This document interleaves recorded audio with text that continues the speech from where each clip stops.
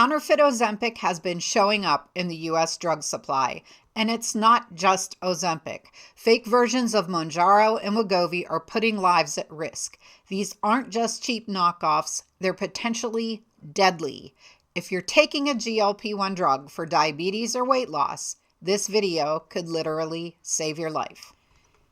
Hey everyone, welcome back to the channel. My name's Stephanie and I have some important information I want to share with you guys today. Due to skyrocketing demand and accessibility issues, counterfeit versions of GLP-1 drugs like Ozempic, Mounjaro, and Wegovy are flooding the market. These fake medications are often sold online through unlicensed pharmacies and even, shockingly, inside the U.S. supply chain. In April 2025, the FDA seized hundreds of counterfeit Ozempic pens distributed outside Novo Nordisk's authorized supply chain. These products had authentic-looking packaging, but were completely fake. So what's actually in them? You are not going to like this.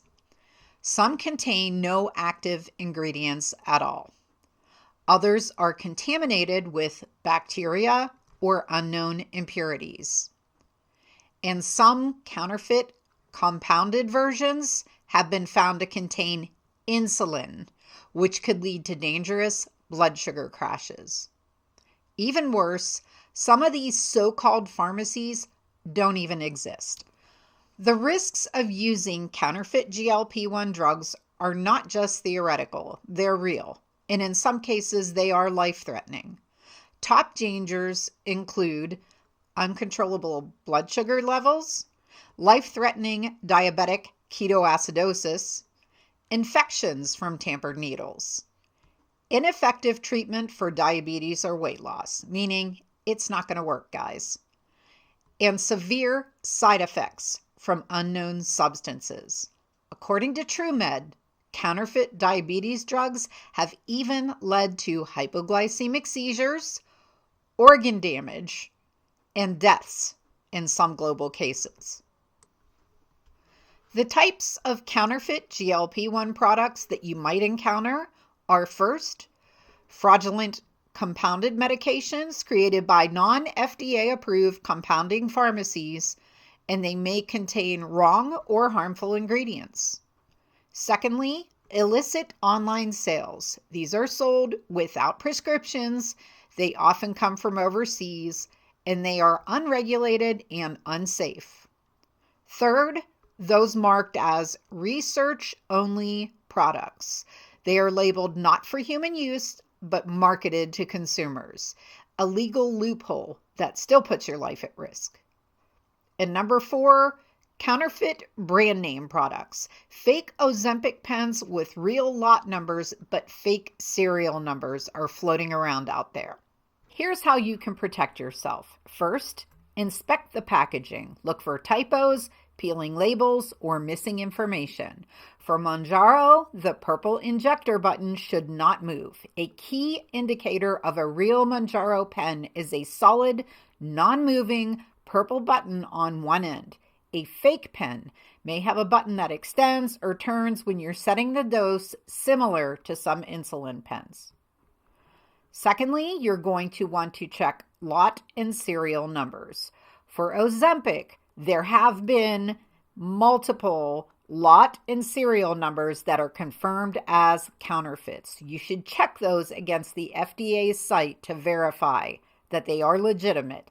And guys, I am going to be providing you with several links and a couple phone numbers in the description area of this video that you can use for the purpose of ensuring you're getting legitimate medication. Third, you're going to want to talk to your pharmacist. You only want to fill prescriptions at state-licensed pharmacies. Ask if those medications came from an authorized distributor. And finally, avoid sketchy online sellers. If a site doesn't require a prescription or they refuse your insurance, run. That is the biggest red flag you could ever encounter. It means they are not legitimate and you need to avoid them at all costs. Your life might depend on it. If you even think your medication might be counterfeit, do not use it. Here's what to do instead. First, contact your pharmacist or doctor immediately. Second, you want to report it to the FDA's MedWatch program. Again, I will provide a link in the description area of this video for you. Third, you want to call Novo Nordisk or Eli Lilly at their customer care line for help with those medications. Remember, guys, your report could also help protect other people. So if you do come across something that's not legitimate, don't just ignore it. Don't be embarrassed by it. Take the appropriate steps to report that so that you can potentially help others.